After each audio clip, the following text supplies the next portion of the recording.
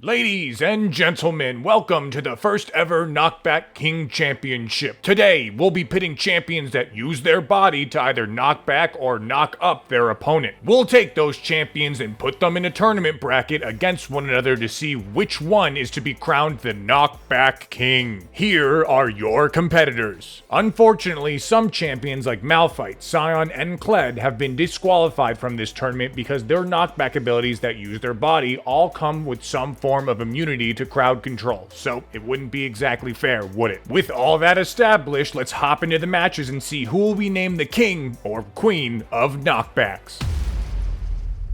The first match of the day is Sejuani vs. Rammus. For this one, we'll let Rammus charge up a bit, and I'm going to have to assume that he will easily take this first round. He goes for the windup, and oh, what is this? Sejuani easily takes round 1 here against the spiky sphere. Each of these initial rounds will be best 2 out of 3. Maybe Rammus will have a little bit more luck here in round 2, but no! Sejuani knocks him up again while also suffering no displacement herself. A quick 2-0 to start the day. Sejuani moves on with the superior knockback ability while Rammus's is just okay.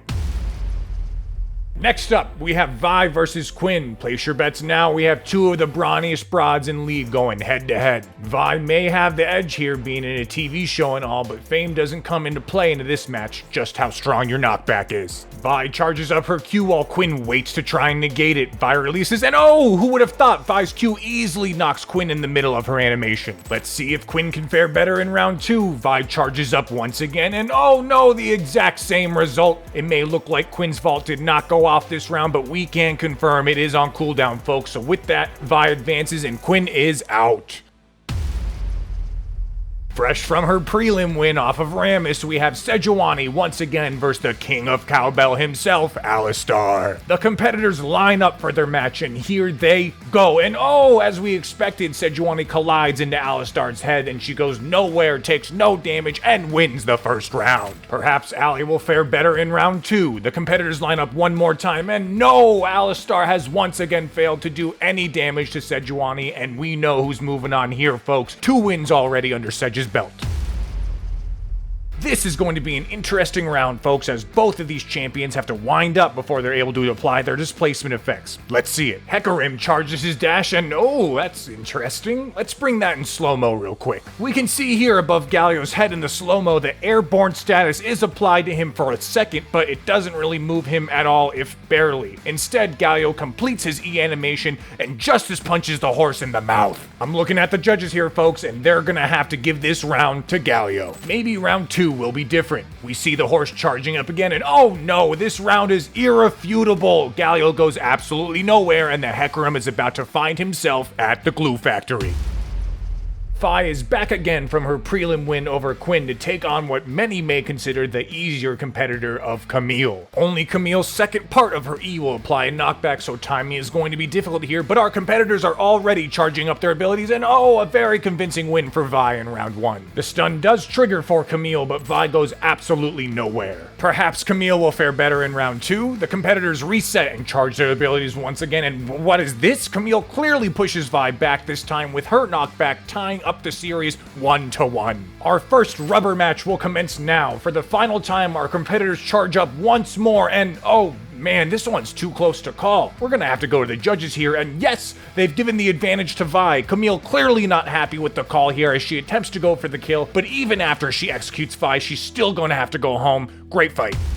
The final round of quarterfinals is here, and we have a crowd favorite in Gragas against the much tinier and less popular Poppy. Gragas is notorious for using that big belly to thwart what most would say is every single other displacement ability, but can he prove it here today? We're lined up and ready to go. Gragas throws out the body slam early, and the stun lands on Poppy, but she overpowers the big man and pushes him back further, taking round 1 for herself. A surprising turn of events here as the crowd boos. Maybe Gragas wants to be more patient in round 2. They line up again, and both abilities fire off at the exact same time, and it's Gragas this time that doesn't move while Poppy takes the punishment. It all comes down to this final round. Will Groggy take one home for the big boys out there? The competitors line up one more time, and oh no, Gragas may have gone too soon, and he did! Poppy once again pushes him back, and even while stunned, taking the round for the Yordles and sending home the competitor who many thought would take home the trophy.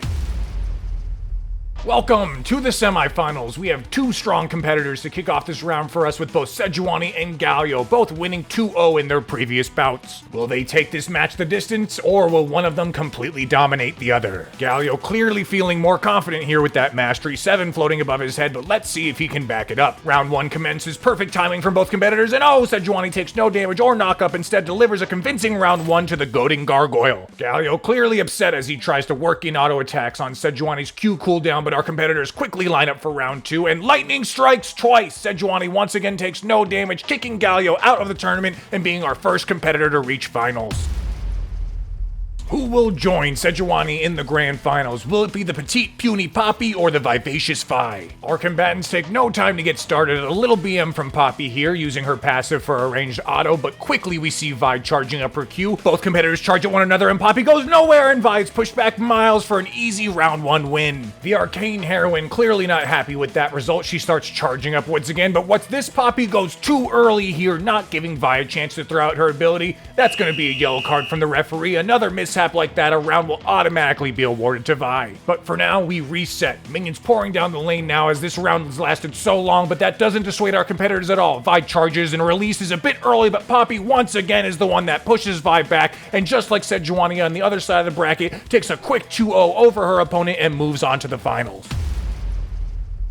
And we've made it, folks. The finals of the Knockback King, or should I say Queen now, tournament. Sejuani vs. Poppy, Beast vs. Brawn, Big vs. Small, Hammer vs. Flail. It all comes down to this. Sejuani pacing here in anticipation for this best of 5 round. The combatants line up, both abilities fire off nearly simultaneously, and Poppy is able to come out on top in round 1. Sejuani clearly a bit anxious here in round 2, dancing in front of her opponent. Maybe she knows something we don't. She stops dancing, and oh no, that is not good. That is going to be a yellow card for Sejuani, using her ability when her opponent isn't ready. Don't love to see that in the finals. Minions in the lane now, but that's not going to stop our competitors. They line up in preparation, and here we go. It's Poppy once again. Not only winning the round, but even getting the stun off on Sejuani. Talk about adding insult to injury. No time to waste here. Both finalists line up in almost exactly the same spot. I can't imagine this will go well for Sejuani, but here they go again, and it's Sejuani that comes out on top this time. She's on the board 2-1, and we'll reset to get these minions off the screen for our final rounds. Can Sejuani tie it up 2-2, or will Poppy dash those dreams right here? We're ready to go. No minions on the screen. They charge, and it's Poppy, our shortest competitor, that takes home the title of Knockback Queen, 3-1 in the grand finals, and the undisputed best knockback champion in the game. Ooh, I hope you enjoyed this video, guys, and didn't take it too seriously. After hours of research to find out how these types of abilities interact with one another, I was not able to find a clear, agreed upon answer anywhere. Just a lot of speculation. So instead, this is the video I decided to make. If you like this video, I definitely suggest you check out my last fun video, which was a parody of Roddy Ricch's song The Box featuring Thresh. See you guys next time. Peace.